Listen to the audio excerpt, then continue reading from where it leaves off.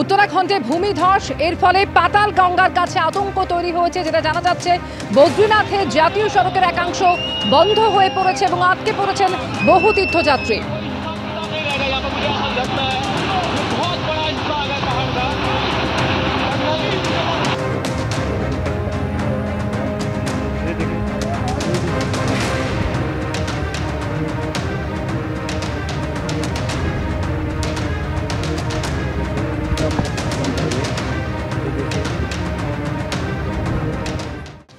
রাজ্যের 4 বিধানসভা কেন্দ্রে উপনির্বাচন ছিল আজ, আর এই উপনির্বাচনে অশান্তির কোনো বিরাম নেই। প্রথমেই বাগদা ছবি আপনাদের দেখাবো, যেখানে ছাপ্পা ভোটের অভিযোগ পেয়ে প্রার্থী বুথে পৌঁছলেন এবং সেই সময় তাকে ঘিরে একেবারে বিক্ষোভ তৃণমূলের।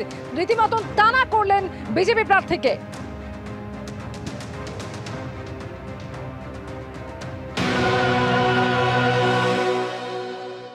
বাগদা বিধানসভা উপনির্বাচনে বিজেপি প্রার্থী বিনয় বিশ্বাস তিনি বিভিন্ন বিধানসভার বিভিন্ন জায়গায় চষে বেড়াচ্ছেন। এই মুহূর্তে এসছেন গাতপুকুরিয়া সিনিয়র মাদ্রাসা 188 নম্বর বুথ। সরাসরি কথা বলবো বিজেপি প্রার্থী বিনয় বিশ্বাসের। আপনার অভিযোগ কি? আমার কাছে এখানে অভিযোগ ছিল, আমাদের এজেন্টকে পাওয়া যাচ্ছিল না, ফোন করার পরে ওনাকে পাচ্ছিলাম না। এখানে সাপ্পা চলছিল, যেটা আমার কাছে অভিযোগ ছিল, সাপ্পা ভোট চলছিল। প্রচুর বহিরাগত দেখা যাচ্ছে, তারা বুথের ভেতরে ঢুকে গেছিলেন এবং তাদেরকে সরিয়ে দেওয়া হচ্ছে। এবং আপনারা এখানে কেন এসেছিলেন? ভোট দেওয়া হয়েছে, তোমরা চলে যাও। এখানে কেন আছেন? এখন ভোট দিয়ে বেরোলাম, ভোট দিয়ে এখন বের হচ্ছি। বিজেপি প্রার্থী অভিযোগ করছে এখানে ছাপ্পা ভোট চলছে। আমরা তো ভোট দিয়ে বের হচ্ছি, ভোট দিয়ে আমরা বের হচ্ছি। প্রিজাইডিং অফিসার মেসেজ করছে ভোটটা সাময়িক 5 মিনিট বন্ধ, সময় লাগে।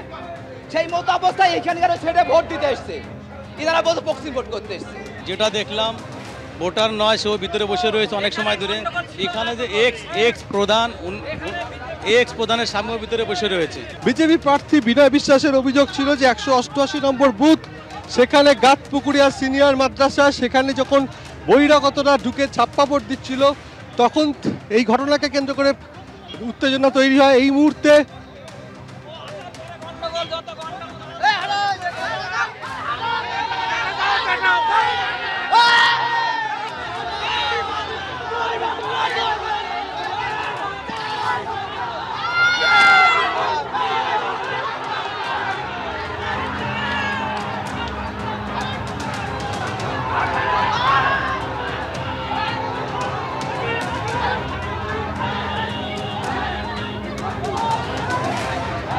দৌড়াচ্ছে